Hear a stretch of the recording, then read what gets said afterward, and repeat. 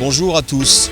Le COMISO, Comité d'Histoire Sociale de la Fédération CFTC Média Plus, vous propose un magazine bimestriel.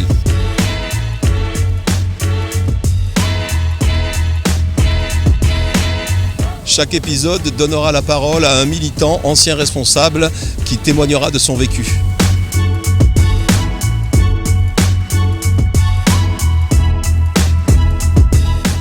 Bonjour Thierry. Bonjour Guy. On va passer donc à la suite de l'interview de Patrice Diocher. Patrice est aujourd'hui un jeune retraité, ancien responsable à l'origine de la création de la section nationale France Télécom devenue Orange. Très bien. Alors on va passer donc à la dernière thématique de Patrice. Puis après on terminera cette émission à travers quelques mots et vous nous présenterez justement un ouvrage tout à l'heure que vous m'avez montré. On va écouter son témoignage. Bon, nous voilà donc, Patrice, à nouveau réunis. Donc, pouvez-vous me parler des classifications? C'était quelle année? C'est un vaste thème, les classifications, parce que j'ai été chargé au sein de la fédération et particulièrement de la Commission fédérale des télécoms à m'occuper de l'ensemble des dossiers. C'était en 1992-1993. Et donc, j'avais à m'occuper de 21 500 dossiers. Et avec des anecdotes à non plus finir, parce que j'avais même acheté une valise exprès. Je prenais le train de 2h12 le matin, et j'arrivais à la gare à 7h moins le quart.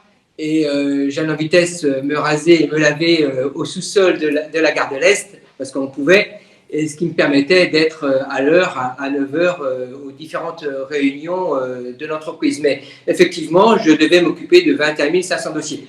Je vous avoue qu'effectivement, je n'ai pas tout regardé, tous les dossiers. D'accord. J'ai d'abord regardé les dossiers des adhérents CFTC, des sympathisants, et après des dossiers qui me semblaient extrêmement judicieux d'appuyer auprès de l'entreprise. Bon, d'accord. Là, on parle de classification. Oui, bien sûr. C'est quoi la définition des classifications? C'était des personnes dans l'entreprise et bien souvent, il fallait rattacher ce poste-là à des fonctions, je crois qu'il y en avait 250, des fonctions particulières. Et en fonction du rattachement, eh bien, la personne avait un niveau au sein de l'entreprise. C'est unique en France, ça n'existait pas dans aucune autre entreprise. Et donc, ça a été assez compliqué parce que, par exemple, il y a eu des cas où une personne était simple agent et est devenue agent de maîtrise ou cadre en fonction du poste qu'elle avait dans l'entreprise. Alors, Thierry, Roger, moi j'entends le mot classification, c'est classé, c'est des métiers, c'est assez bien expliqué par Patrice Diocher, mais quelques mots pour simplifier un petit peu. Comment ça s'est passé, Roger, cette classification? Vous l'avez vécu comment, vous, à l'époque? Eh ben, bon, on nous a proposé, enfin, en fonction de nos catégories, nos grades, de nous classifier, comme disait Patrice, sur des postes avec, on va dire, des grades, agent de maîtrise, collaborateur. Tu pourras dire, Thierry, peut-être quelque chose un peu plus pointu sur cette reclassification. Oui. Ben disons que la reclassification, moi je venais juste de rentrer dans l'entreprise, donc j'ai découvert tout ça. Effectivement, ça partait d'un bon principe, à savoir regarder les postes qu'occupaient les gens et les mettre sur une grille et les rattacher à un niveau de classification et donc derrière une sorte de grade qui correspond, et de rémunération donc, qui correspondait à ce qu'ils faisaient. Et c'est-à-dire qu'il y a des gens qui se retrouvaient avec un grade avant et qui se retrouvaient sur des postes, qui occupaient des postes au-delà de ce grade. Donc c'était intéressant. En revanche, dans d'autres cas, ça pouvait être le contraire. D'où tous les dossiers individuels dont Patrice parle, qu'il a fallu regarder. Donc effectivement, on regarde ceux de chez nous d'abord, mais il y a eu beaucoup de cas un peu compliqués, et un peu dépendants aussi du management local. Pourquoi lui, pas moi, etc. Exactement. Mais globalement, ce système qui a bien fonctionné chez France Télécom a permis à quasiment tous les agents ont quasiment été gagnants. Et gagnants de manière significative. Quand je dis gagnant, c'est gagnant en termes de niveau dans les classifications de l'entreprise et donc de rémunération. D'accord. Mais ça, c'est spécifique à France Télécom, enfin Orange, ou c'était d'autres administrations aussi qui se sont calquées dessus? Ça ne concernait que France Télécom et La Poste. Ça fait des émules, dites-moi. Non, et, enfin, à ma connaissance, c'est une expérience qui n'a pas été dupliquée ailleurs, ni dans les administrations, ni dans les entreprises. Donc, par expérience, vous avez bénéficié à l'époque de cette classification? Oui, j'ai bénéficié puisque j'avais des fonctions qui étaient supérieures à celles que je faisais, donc du coup je passais agent de maîtrise. Bénéfice. Bien sûr, puisque j'avais une rémunération effectivement supérieure.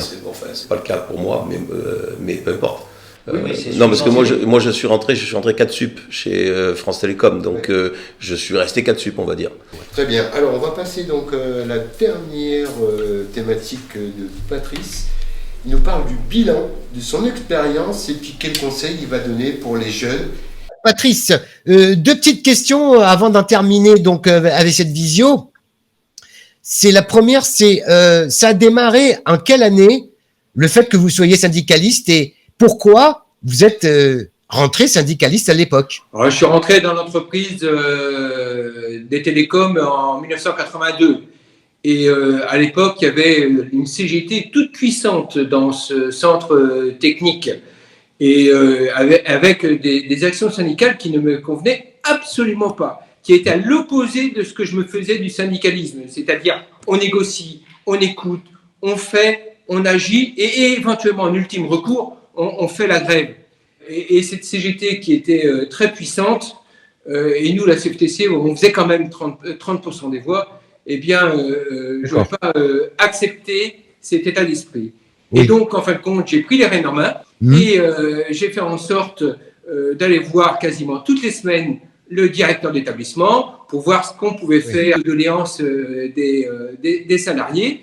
Et à tel point que ça a marché que 4 ans plus tard, en 1987, il y a eu des élections et la CFTC est devenue la première organisation syndicale avec 67,5%. Très bien. Bon, donc en fait, deux tendances inversées. Une qui est un peu révolutionnaire, bon, enfin de l'époque, CGT, et vous étiez moins révolutionnaire, mais plus à parlementer, à discuter avec les patrons et trouver des solutions. Bon. On était plus revendicatif que la CGT. Pour moi, la CGT, c'est un syndicat patronal. Pour les jeunes d'aujourd'hui qui sont chez Orange, puisque maintenant c'est Orange, quel message vous voudriez faire passer? Est-ce qu'il y a toujours un combat à mener? Est-ce que le syndicat, ça a toujours la même vivacité? Dites-moi. Ah, pour moi, oui. Tout dépend de ce qu'on fait du syndicalisme et comment on fait avancer le syndicalisme de la CFTC. Il faut donner effectivement cohérence, cohésion à l'action syndicale.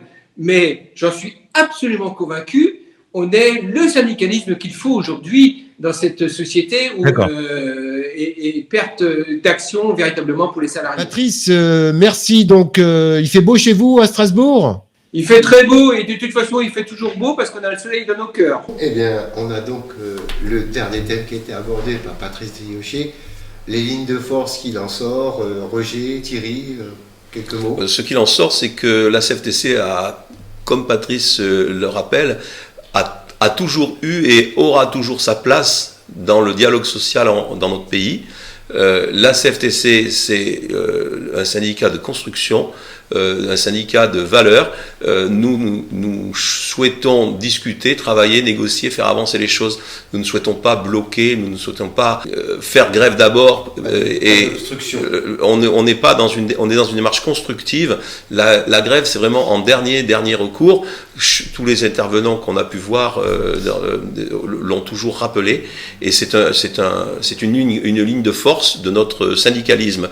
Et donc aujourd'hui, la CFTC, bien sûr, dans des entreprises, dans les administrations, nous sommes toujours confrontés au fait que des organisations comme la CGT restent très puissantes. Il n'empêche que dans le monde des entreprises, dans le monde du privé, la CGT est en perte de vitesse et que la CFTC est toujours là, malgré les tentatives multiples au cours des dernières années de l'affaiblir, voire de la voir disparaître. Et on est bien content qu'elle soit là pour signer certains accords, ce qui permet d'avancer, et nous signons quand nous pensons que c'est favorable aux salariés. Le bien commun, Avant de conclure, donc un petit mot, vous voulez nous parler de... Je voulais rappeler que nous sommes adhérents de la FNAR et que la FNAR a édité cet ouvrage il y a maintenant quelques années. Le Comiso le met à disposition de ceux qui souhaiteraient l'acquérir.